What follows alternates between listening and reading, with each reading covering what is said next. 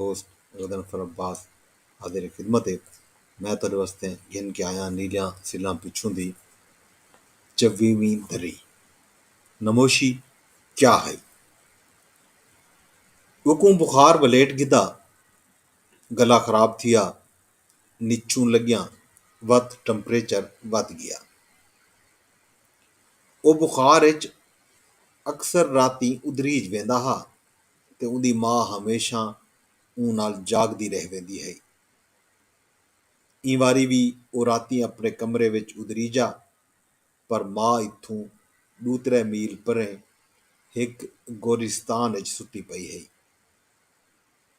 ई उदराहट विच उंदे कीते हर शय चौकोट खानिਆਂ विच वंडीज वेंदी है। जिवें हिक फेरी बहु बलपण विच ऊं चौखोट खानिਆਂ वाले आसमान ते अपनी 3 फीती सैकल ਜਿਹੜੀ ਚੌਫੀਤੀ ਪਈ ਦਿਸਦੀ ਹੈ ਦੁਰਕਾਈ ਹੈ। ਜਿਵੇਂ ਇੱਕ ਪੇਰੀ ਉਹ ਬਰਫ਼ ਦੇ ਚੌਕੋਟ ਖਾਨਿਆਂ ਵਿੱਚ ਭਜਦਾ ਰਹਿ ਗਿਆ ਹਾ।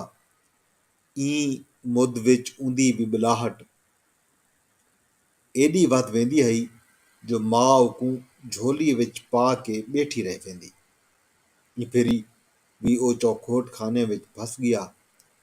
उंदा पूरा पिंडा चौकोटियां विच वंडीज गया।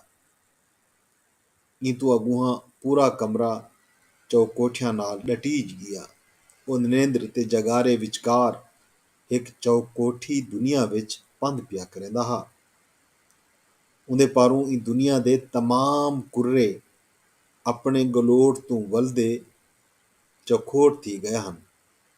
मतलब गोले तू गिन के कोई चौकड़े च वड़ी गए ਹਨ। वत बहु पंघेराया ते उंदी उदराहट वध गई। वत हौले हौले पंघर लथा ते ओ धम्मी 5 वजे दूर सिराणे दी टेक घिन के बह थिया।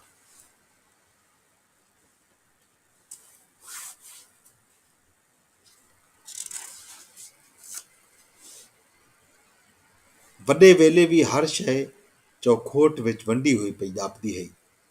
हुकूं ध्यान पिया जो ई दुनिया दी वुणत कई वाधू तप विचों निदरदी है। उडू त्रै डी ई हालत विच दबा गिदी ते ठीक थी आया। हुकूं खुशी थई जो ओ बहु मुद पिछू ई दुनिया को कहीं तप पिछू निठे, तप विचों निठे।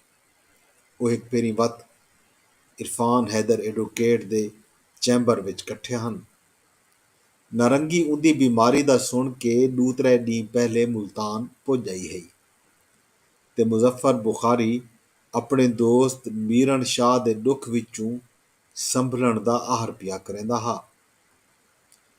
उन्हां वकील दे चैंबर विच एक फेरी वत थाना अलंगपुरा दे SHO तरफों हीर दे कत्ल दा परचा न कट्टण ते CPO मुल्तान को दरखास्त देवण बारे दरिगी गाल मुहार कीती।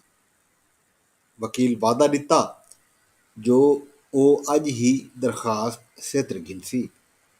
ई सारी घाबर विचों एक तद ये भी है जो इरफान हैदर एडवोकेट पहले डी दा कहीं भी तरह की फीस घिनण तो इनकारी हा। ऊं अपनी कहीं जुड़त विचों ई सारे मामले को डिठा ते हीर दे मुकदमे नाल टुर पिया। उको पक है जो ओ रियासती कानून दे सामू ई धरती दे लोक निर्वार को समझावण जोगा थी सी। उनका मनण हा जो ये मुकदमा अगूहा थी गया तां हयाती विच बहु कुछ अगां टुरसी।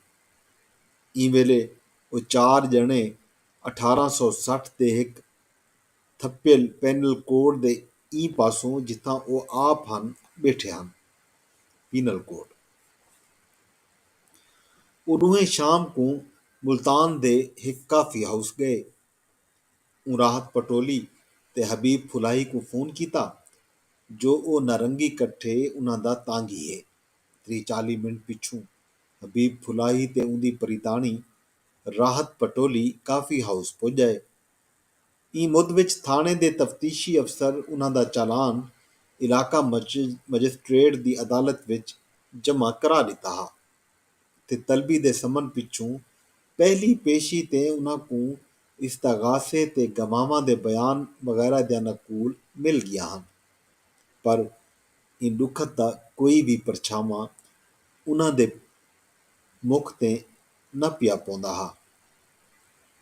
ਉਹਨਾਂ ਦੂਹੇ ਕਿਤੇ ਕਾਫੀ ਦਾ ਆਖਿਆ ਤੇ ਆਪਣੇ ਬੁਖਾਰ ਨਰੰਗੀ ਦੇ ਉੱਚ ਤੋਂ ਮੁਲਤਾਨ ਆਵਣ ਤੇ ਵਕੀਲ ਨਾਲ ਮਿਲਣ ਬਾਰੇ ਦੱਸਿਆ।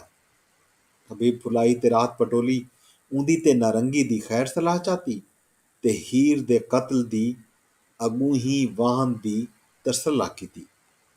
ਇਹ ਵੇਲੇ ਰਾਹਤ ਪਟੋਲੀ ਅਤੇ ਹਬੀਬ ਫੁਲਾਹੀ ਕੈਫੇ ਵਿੱਚ ਕਈ ਵੀ ਨਮੋਸ਼ੀ ਤੋਂ ਅਗੂ ਹੈ ਆਪਣੇ ਨਾਵੇਂ ਤੇ ਆਪਣੀ ਹੋਂਦ ਦੀ ਤਕੜਪ ਵਿੱਚ ਇਕੱਠੇ ਹਨ। ਉਹਨਾਂ ਨੂੰ ਪਤਾ ਲੱਗ ਗਿਆ ਜੋ ਨਮੋਸ਼ੀ ਪਰਤ ਪੇੜ ਪਰਤ ਕਿਵੇਂ ਅੱਗਾ ਟੁੱਟਦੀ ਹੈ। ਉਹ ਸਮਝ ਗਏ ਹਨ ਜੋ ਹਜ਼ਾਰੇ ਸਾਲੇ ਤੋਂ ਲੋਕਾਂ ਤੇ ਇਹ ਸਾਰੀਆਂ ਨਮੋਸ਼ਾਂ ਕਿਵੇਂ ਥੱਪਿਆ ਗਏ। ਉਹਨਾਂ ਤੇ ਖੁੱਲ ਗਿਆ ਜੋ ਇਹ ਰਿਆਸਤ ਕਈ ਚੜ ਮਾਰੀ ਤੇ ਘੇਰਾਕਾਰੀ ਦੇ ਪਿਛੋਕੜ ਵਿੱਚੋਂ ਆਪਣੇ ਤਰੁੱਟਣ ਦਾ ਭਾਉ ਹੰਡੇਦੀ ਤੇ ਹਰ ਵੇਲੇ ਮੱਛਰੀ ਤੇ ਵਿਫਲੀ ਰਾਂਦੀ ਹੈ। ਉਹ ਜਾਣ ਗਏ ਹਨ ਰਿਆਸਤ ਮਕਾਮੀਆਂ ਉੱਤੇ ਗੈਰ ਮਕਾਮੀ ਵੇਲਾ ਹੈ। ਹਬੀਬ ਫੁਲਾਹੀ ਇਹ ਰਿਆਸਤ ਦਾ ਫੋਟੋ ਛਿਕਣ ਟੁਰ ਪਿਆ। ਉਹ ਆਪਣੇ ਸ਼ਹਿਰ ਵਿੱਚ ਦਿਗਰੇਲ ਇਹ ਰਿਆਸਤ ਦੀ ਬੂਥੀ ਦੇਖਣ ਨਿਕਤਾ ਤਾਂ ਉਹ ਜਾਹ ਜਾਹ ਤੇ ਬੇਆਦਰ ਕੀਤਾ ਗਿਆ। ਉਹ ਇਹ ਰਿਆਸਤ ਦੀ ਗੋਲ ਫਰੋਲ ਕੀਤੇ ਹਲਿਆ ਤਾਂ ਉਹਦੀ ਤੇ ਰਾਹਤ ਪਟੋਲੀ ਦੀ ਹੱਤਕ ਕੀਤੀ ਗਈ।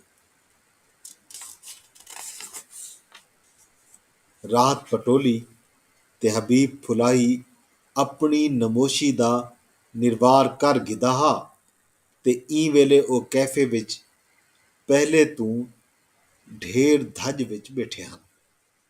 ਜੀ ਸਿੰਘ, ਇਹ ਹੈ ਰਿਫਤ ਅਬਾਸ ਦੇ ਨਾਵਲ ਨੀਲਿਆਂ ਸਿੱਲਾਂ ਪਿੱਛੋਂ ਦੀ 24ਵੀਂ ਦਰੀ ਜਿਹੜੀ ਮੈਂ ਅੱਜ ਤੁਹਾਡੇ ਨਾਲ ਸਾਂਝੀ ਕੀਤੀ ਹੈ। ਇਹ ਨਾਵਲ ਦੀਆਂ 32 ਦਰਿਆ ਹਨ, ਬਾਕੀ ਦਰਿਆ ਵੀ